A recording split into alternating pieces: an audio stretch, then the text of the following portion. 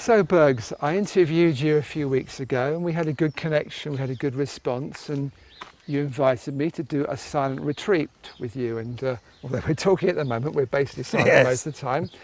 And we're in Herefordshire on the Welsh border. It's very beautiful here, it's very quiet. And it was interesting what you were saying, because when people arrived, you actually detect the fact that their energy fields are disturbed. So just explain briefly what was happening with people. Yes, I've really noticed in the last 6 months or so a big increase in the sort of disturbance or the incoherence within the energy fields, within people's ambient energy field as they arrive on these retreats. You know, the first thing I do on the first evening is settle them, and I tune into them and I give them time to relax. And at that time, it becomes apparent to me what sort of state or order they're arriving in. And in the last 6 months, most people, even seasoned practitioners, are arriving with their energy fields really quite disturbed. But it's becoming normal now, isn't it?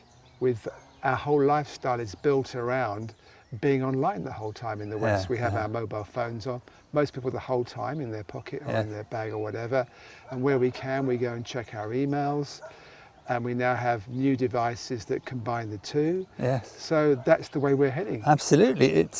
We are now, it's a paradox really, because we're now completely plugged in to this network of information through these electromagnetic fields. But what it's doing at a conscious level, subtle consciousness level, is disconnecting us from the source that is really the source that supports our life. It's a really serious issue, and I've only just starting to realize. I've for a long time known that it was very disruptive, but now I'm starting to see just how disruptive it is. And it's really serious. Really serious. There's a real dilemma here, which is quite interesting, because with the web, we get more and more connected. And what happens on one side of the world is known 2 seconds later on the other side of the world. But what you're saying is, as we get more connected as a worldwide community, we actually get more disconnected energetically. Yes, yeah. So it's interesting, at a mental level, we're connected to each other through being able to communicate online, share our ideas. But at a consciousness level, or what we could say, if you like, at a soul level, at a heart level, through this real exchange that historically exists between us, mostly unseen, but adding the very texture and nuance to our experience, that exchange of information through sharing energy with each other, that's breaking down. So we appear at one level to be more connected than we've ever been, and at another level we're more disconnected than we've ever been. You see, and again, I'm seeing how this reflects insofar as people now, we all have, I don't know if you are, but most of us are on Facebook, and we've got all our friends on Facebook. We don't always know all of them, but they're our friends on Facebook. And it becomes the norm to communicate on Facebook or on Skype or whatever, but it's not so much the norm to connect physically one-to-one. And how many times have you seen people actually going to a restaurant to communicate face-to-face and sitting there sending texts? That's right, yeah. Not actually connecting with each other, because we're losing our capacity to connect. We don't connect that way anymore. Because actually what goes on, the real exchange between you and your experience, that gives the flavour of your experience, whether it's sitting and having a conversation with an individual or enjoying the beautiful countryside or nature that we're in, it's not about what you just look at and what you can think about it. The real depth of our experience comes from the deeply felt sense of what we're a part of. And we get that deeper sense through the exchange between the ambient energy field that we're within and our own ambient energy field, and how we resonate with it. So all of our deeper experiences of like empathy that we might feel with each other, and compassion, and love to a large degree, they're now they're now really breaking down. Now, I asked this morning, the group, when I put it to them, and when they sat and reflect about it, they were quite horrified when I said, you've been meditating, some of you, for 10 years. And most of us out there now have more spiritual knowledge than we have ever had. Now I ask you to think back to 10 years ago, maybe before you even heard your first spiritual teaching, and tell me, did you feel more empathy back then? More of a connection, a deeply felt connection, not an idea of what's going on, but a deeply felt connection to each other and to your environment than you feel now, long before you started your spiritual training? And how many of them were shocked upon the reflection? It's true. Only 10 years ago, I was moved far more deeply by beautiful music, an inspiring landscape, or an intimate exchange with another person. And you know, this hidden part of our experience that we are losing without realizing it is the bit that it really enriches our lives. Well, that's the bit that is really connecting us to the depth of who we really are, isn't it? It's through this unified field that we are connected to each other. We're not connected to each other at an ideas level. We've all got a myriad different ideas and we can't possibly agree on it. We never agree. So what's actually going on? How come we've got this situation, as we were saying earlier, that we are in one way more connected than ever through the internet and through mobile technology, and yet, on the other hand, we're more disconnected than ever. What does that actually mean about where we're going as a society? Well, if you look over the last, what would it be, probably 60 years or so, we've become so focused on the individual. Individuality has been so much at the forefront of our idea of what we think we are. And anyway, prior to all of this technology, we gradually started to define ourselves more and more by our idea of how we saw ourselves as individual, and our sense or perceived need to express ourselves as an individual, than our sense of being a functional member of the group that we're a part of. Are you with me? Yes. So that started some time ago. You with me? And in a way, this expression of individuality has moved right to the forefront of our culture. Yes. You with me? To the point where the way that we compare ourselves to each other is in terms of the display that we can present by way of individuality. And not necessarily at the soul level at which we're really connected. Now, with the growing of this technology, we've learned to communicate through this medium of ideas, our individual ideas, expressing ourselves individually, and it's been a tremendous flourishing of that.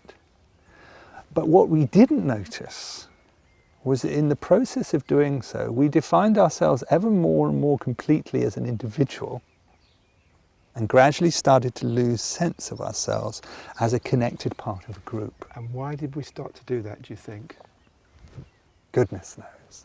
Because we gradually became more and more intoxicated with our idea of ourselves, and less, maybe because we stopped seeing this connection that we have. I have a theory, let me put it to you. I think there became a point where, as a Western society, we weren't so much struggling as individuals to survive. Mm-hmm. And so we had more, we started to have more in terms of tangible things, and we went on a journey, Simon, to explore where that was taking us, and we thought that was going to be the key to our happiness. It was this thing of trying to find the answers on the outside, and we lost somehow. Maybe what you're suggesting is that we didn't need to cooperate to the same level for our survival. That's what I'm suggesting. And so we explored far more our individuality and lost our sense of connectedness. Yes. That's as may be. That would yeah, that would certainly sound something along those lines would have been where it all started. But what it's led to now is, as you talked about, you know, this use of Facebook, this virtual identity that we create, which, you know, this virtual idea of ourselves that we've now moved into, which actually may have no reflection whatsoever on the true essence of who we actually are.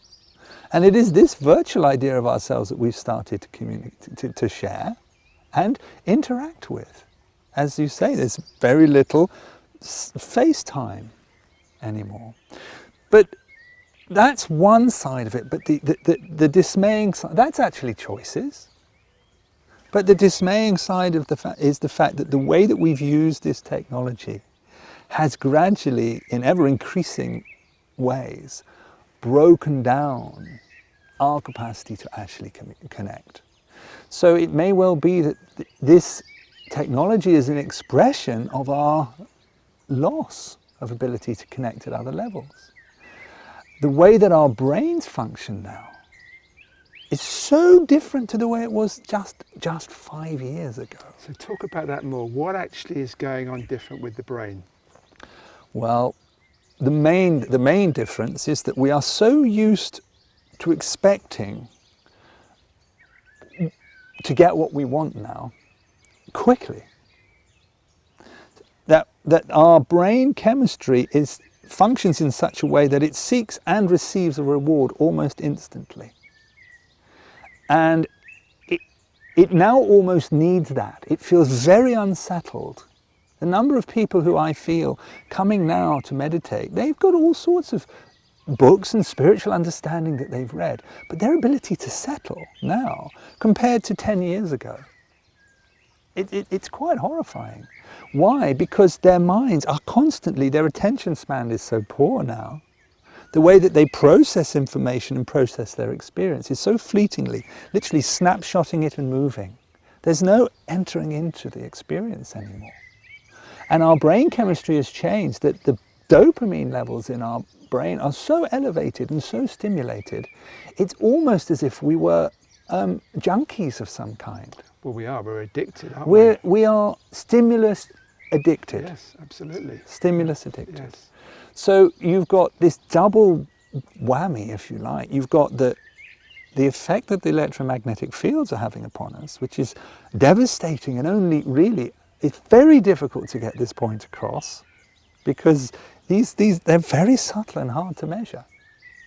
So we can only, and sadly, I've been trying to point out to people that they need to take care of this, but really, until they really feel for themselves the effect of it, which they are now starting to clearly feel, nobody's convinced.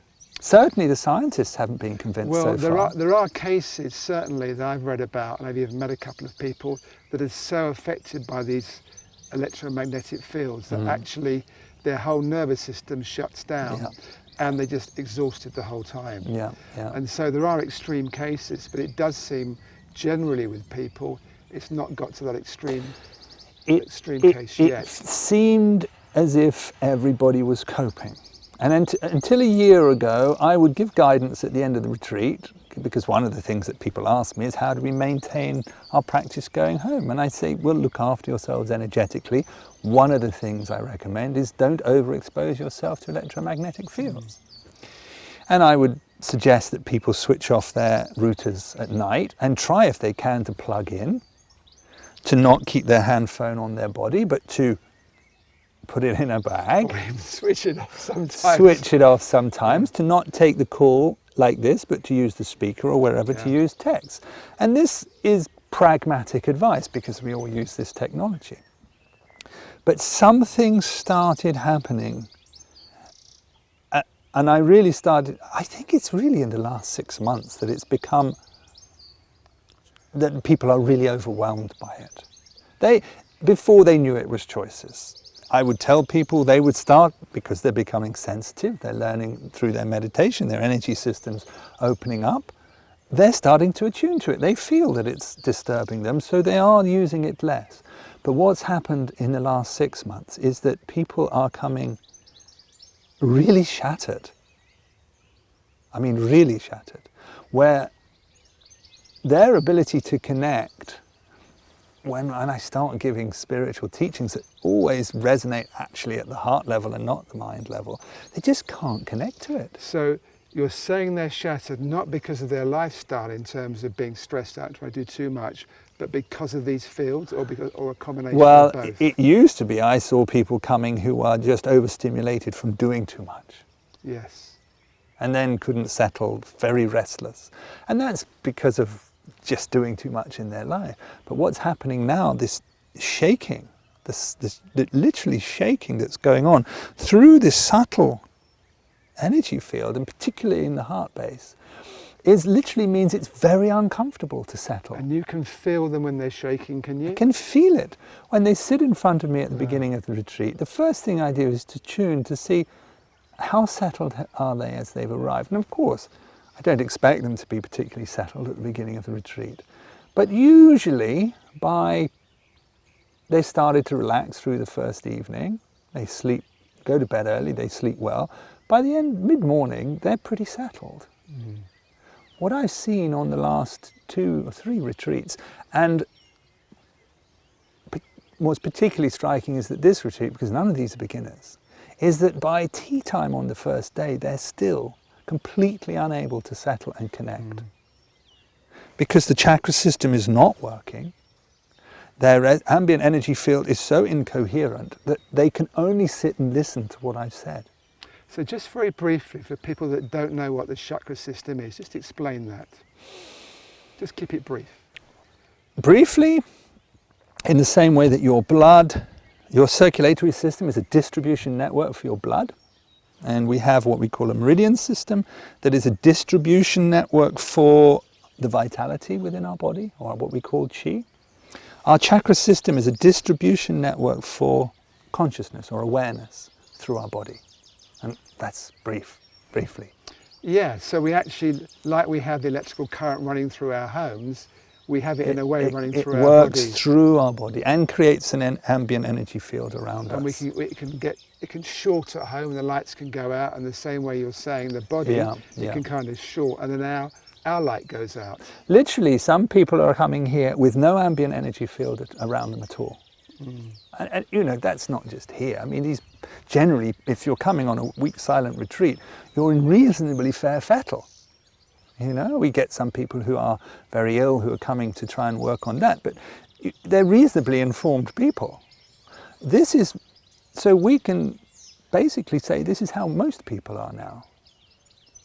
Yeah? Okay, so what's the solution? You said earlier there's certain practical things that can be done, like at least keep the mobile phone away from the body, or even switch it off sometimes.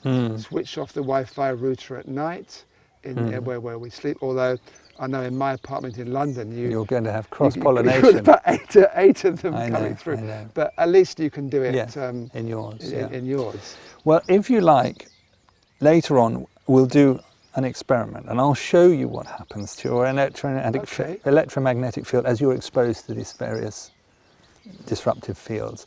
And then you'll see for yourself, A, the point at which it shuts down, and B, what it takes to open it up again. So we can have a look at that later. But what we could do, if we do feel and we do recognize that this is not good for us, is we could limit our exposure as much as we can. So first thing, what I feel is the 2 major issues here. Obviously there's ambient field everywhere now because we can all pick up our 3G signal most of the places. Now that we can't avoid. But what you can avoid is the Wi-Fi usage in your house. Now we've recently started doing this. Until a few years ago we were all plugged into cables, which meant that there wasn't an electromagnetic pulse going through our whole house all the time. So if you can go back to a plug-in connection and switch off your Wi-Fi, and perhaps deal with the inconvenience that you can't sit anywhere you like on your computer, that is a huge benefit. That's the thing that I think has really pushed people over the tipping point in their tolerance, is the fact that they're constantly exposed to Wi-Fi equipment. So go back to plug-in. If you can't do it immediately, at least switch it off when you're not using it, and definitely switch it off when you sleep. The most damage is done if we are exposed during the period of sleep, when whatever disarray we get into during the day, our sleep time is the time we have to reorganize ourselves. And the body's intelligence does a pretty good job, as we know. We wake up feeling refreshed. But if you sleep in an electromagnetic field, the body's intelligence can't reorganize you properly. So whatever you do, don't sleep in a field. Yeah. So go off your Wi-Fi router. Those walkabout handsets are the same. They're terrible. Yeah.